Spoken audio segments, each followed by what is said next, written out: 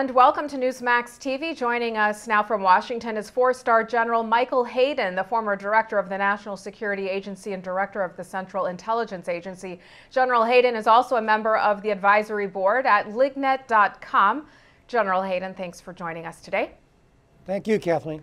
Given your military and intelligence background, General, can you give us your overview of what you saw at the Benghazi hearings yesterday? Yeah, well, first of all, I read practically every press account that I could find about the testimony. And there are a couple words that were common throughout, and one really stands out: gripping.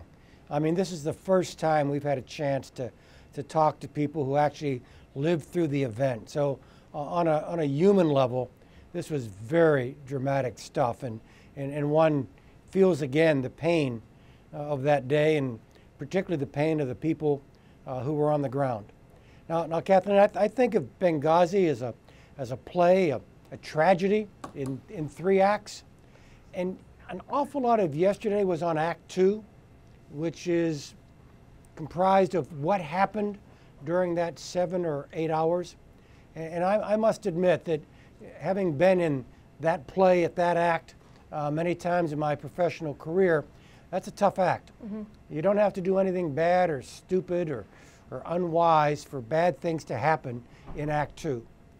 I'm more concerned about Act 1, Kathleen. Okay. What happened before the event? And I'm really concerned about Act 3, what happened after the event. Now, yesterday touched on that, but I do think there are a lot more questions that need to be answered. Like, if you had this menu and a very short menu of very bad choices to make during the event, why is that? Why do you put people in harm's way the way we did when there was solid intelligence that Benghazi was very dangerous? And then afterwards, I guess I would say, don't treat me like a child. It's very, very obvious as to what happened here, so give me some clarity rather than obfuscating what really happened on the ground. General, there's been a lot of talk of a cover-up or activities by government officials where maybe they tried to downplay what happened. What's your view of that? Look, I don't want to accuse anyone of wrongdoing here, but I've been in these kinds of circumstances where if you've got a worldview, if you've got a narrative that you believe in, you try to make the facts presented to you fit the narrative. And I fear there may have been some people in our government who kind of fell into that trap in the days after Benghazi, which is understandable and frankly forgivable, and then in the weeks after Benghazi, which is not understandable and is not forgivable. Mm-hmm. Anyone like me who saw those events would quickly conclude it was a terrorist attack, fairly complex, synchronized, direct and indirect fire weapons on multiple locations, and it took place in a part of Libya that was the heartland of the Libyan Islamic Fighting Group. I mean, the immediate explanation that this was a bad movie review, that just beggared comprehension. General, do you think there were military assets in the region that could have played a role in helping to rescue the Americans at the mission that night? You know, I really don't know.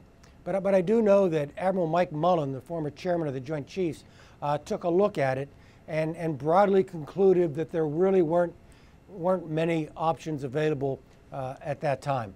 Look, you know, Kathleen, you have to admit that, and this is based on yesterday's testimony, maybe everybody who was there or who was referenced yesterday did exactly what we expected of them. That the Special Forces guys, they acted like heroic American soldiers. They wanted to go to the sounds of the guns. The Deputy Chief of Mission wanted to protect his friends.